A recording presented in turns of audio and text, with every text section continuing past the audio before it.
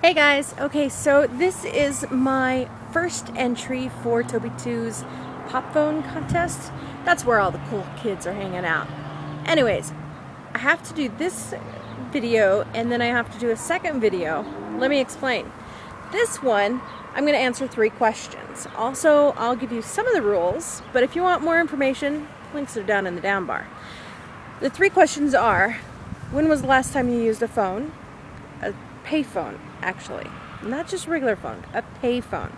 The second question is, when is the last time you have received a prank phone call? And the third question is, explain the story of the most amazing phone call. Also, in this video you need to, well, not in this video, but I guess you need to go over to thegarudio.com, sign up, and go to her About Me page. And down at the very bottom of the About Me page, all you have to do is basically read the story as it's going on, and then you continue the story. So, anyways, the first question is, when was the last time you used a payphone? Now, the last time I used a payphone was 3 days ago. Now, I asked my partner the same question, and I was told back in high school. But the reason why I used it 3 days ago was because I work at the Salt Lake International Airport. Well, I don't work at the Salt Lake International Airport. I work for Delta Airlines, which is at the Salt Lake International Airport. That's where some of what I do is there. It really does make sense in my head. But when I'm there, there's quite a few people that are international people, travelers, you know, because henceforth the name Salt Lake City International Airport. But the funny thing is they don't understand our phone systems, our phone numbers and stuff like that. So half the time they come up and they say, hey, can you help me make a phone call? And of course we're there to help them. Well, usually I'm not there. It's usually when I'm walking around or when I am just basically coming back from the bathroom or coming back from On the Fly, which is a restaurant that they just barely closed yesterday, or yesterday. So with that, you know, we stop and help. And so 3 days ago on Sunday, I had a Hungarian guy that couldn't figure out our phones, but yet he needed to call his daughter, which was supposed to be there, which wasn't there. So I contacted the daughter and I had to use a payphone. Well, the funny thing about it is he spoke very little English. She spoke very little Hungarian. So with the little tips that we had and basically what was going on, we figured out that she forgot that he was coming in that day.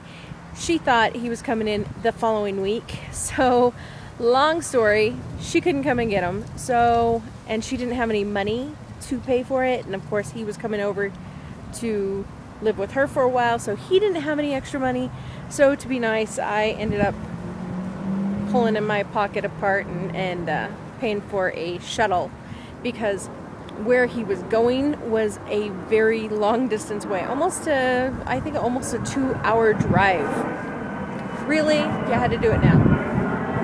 Where is he? Where is he? I know he's up there somewhere.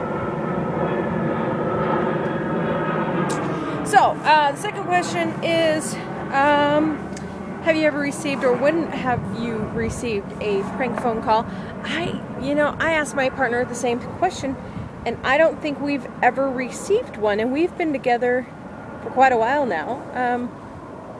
I don't ever remember one, not even on a normal phone, which we don't have a normal phone right now. We actually have a cell phone as our house phone because it didn't make sense to pay $90 a month for a house phone that we never use. And I won't get rid of our old phone number because it's just a security blanket for me. That's all it is. I just have to let go, but I'm not ready for it. But, yeah, we don't ever remember that. And the third question is, what's the most amazing phone call you've ever received? Now, I've received 2. Of course, my niece, Jennifer, when she when I was called and told that she was ready to have a baby, she was going into labor. That was amazing to me. The second day was a definite life change of how I act and how I feel with JJ, my bird. We used to have a African gray named Zoe, and that bird refused to fly. Could not, would not, ain't gonna happen. He would always come down his cage, walk over to you, and then climb back up your body or your legs. And in fact, when he would come across the floor, he would walk, but he would use his beak, trying to think that that was going to be faster, but it really never was. It always slowed him down. So when we got JJ, we never cut his wings because, you know, we never cut Zoe's wings. But unfortunately, you know, we should have thought, hey, you know, JJ does fly. He flies from one side of the room to the other because he's always in my office. And my partner took JJ outside back, and I wasn't there. I was at work. All I know is I got the call, and JJ, I guess, was sitting on the hand or something, and he was flipped back, and instead of him going into the office, he went over the house and took off. And sorry, I really hate spinning you around. So basically, my office is on the other side of that pipe right there. This pipe right there. It's on the other side. In fact, if you go through that gate and go straight through, that's my office. So he flew over the house and ending up down this street. There's and then across the busy section of 35th South. There is a Mexican restaurant, and he ended up over there. And we found him the next day via KSL.com, and somebody called me and said, hey, your bird was seen here by the owner, and the owner brought him in and gave him to his son to take home to take care of him. So when we went there, I talked to the owner, the exact guy that he said, and he goes, I don't know about any bird. But his story kept on changing over and over again. I don't know about any bird. My son has my bird. Oh, I don't know who has the bird. I've never seen a bird.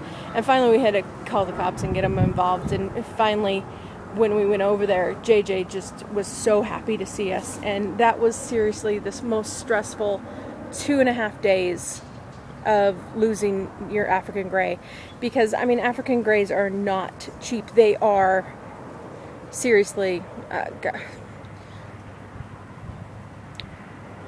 I think they're around $1,300 now. We got JJ back when he was around 3 weeks old, so even though you're not supposed to have them that young, but because I am an experienced bird trainer, handler, they granted me permission to basically take the bird early. Does this make sense? This is really boring. I'm sorry. Anyways, that's my first video. Second video will be coming up really soon. I have to read it right off of the computer screen. Alright guys, I will see you the day after tomorrow's yesterday. Bye.